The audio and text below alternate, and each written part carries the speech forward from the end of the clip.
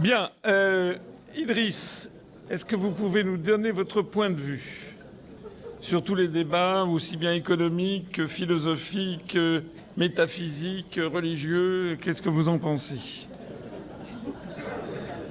Alors, on va prendre un exemple simple pour parler de la décadence de l'Europe.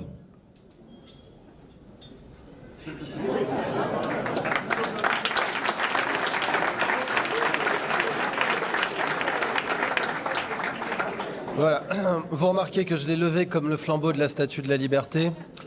Dans le même temps, l'atelier Missor, qui faisait une statue de Jeanne d'Arc dans le sud de la France, se l'est vu confisquer et désinstallé par un préfet qui préférait de toute évidence des sculptures de type Pleuganal sur la place Vendôme.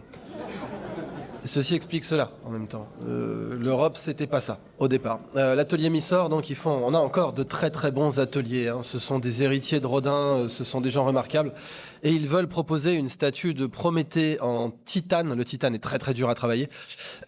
Airbus c'est travailler le titane. Ils veulent proposer une nouvelle statue de la liberté, un Prométhée en titane aux États-Unis. Ils ont fait un tour des États-Unis pour le présenter parce qu'en Europe, personne n'est intéressé par ce genre de projet. Alors, on peut faire la synthèse de tout ce qui a été dit par nos excellents panélistes et en effet, tout s'emboîte. Hein. C'est le fameux code du travail suisse qui fait cette taille-là. C'est pas une blague. J'ai été entrepreneur en Suisse. Pour faire venir quelqu'un, par exemple, vous devez prouver qu'il ou elle possède une fonction, une capacité qu'aucun Suisse ne possède.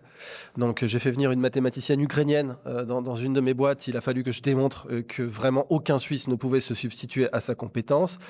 Comme disait Philippe Béchade, en effet maintenant les entrepreneurs crypto en France, ils sont sur le lac de Zug. Pas des 4 cantons, du coup, si on voulait sodomiser les lépidoptères. Et spécifiquement, donc, Ethereum, la fondation Ethereum et bien sûr Adsug, dont le cadre législatif, évidemment, est beaucoup plus limpide, clair et surtout stable. Parce que là, j'ai pas de slide à vous montrer, mais si vous tapez sur Google le parcours combattant fiscal de l'entrepreneur français, vous verrez une infographie qui est terrifiante où vous voyez ce qu'on appelle un flowchart, vous savez, un arbre de décision, pour savoir quels sont les impôts quand on revend une société en France ou dans d'autres pays. Donc, on vous met un flowchart de, voilà, vous vendez votre PME, bon, combien vous allez payer? Alors, en Suisse, c'est 0, si je me trompe pas. C'est rien encore aujourd'hui, quand on revend une PME comme impôt. Ou c'est 0 ou c'est une flat tax. Bon. Mais en tout cas, le flowchart, c'est une seule case. Il n'y a pas de... Bon. En Italie, vous avez deux cases, oui, non, voilà, bon. Vous voyez plein de pays. Et puis après, vous voyez la France. Et la France, c'est 56 cases. Et j'ai montré ça à un avocat fiscaliste qui m'a dit « Ah non, non, c'est faux ce truc. » Ah, tant mieux. Il a dit « Non, non, c'est la version abrégée que vous m'avez montrée, monsieur. »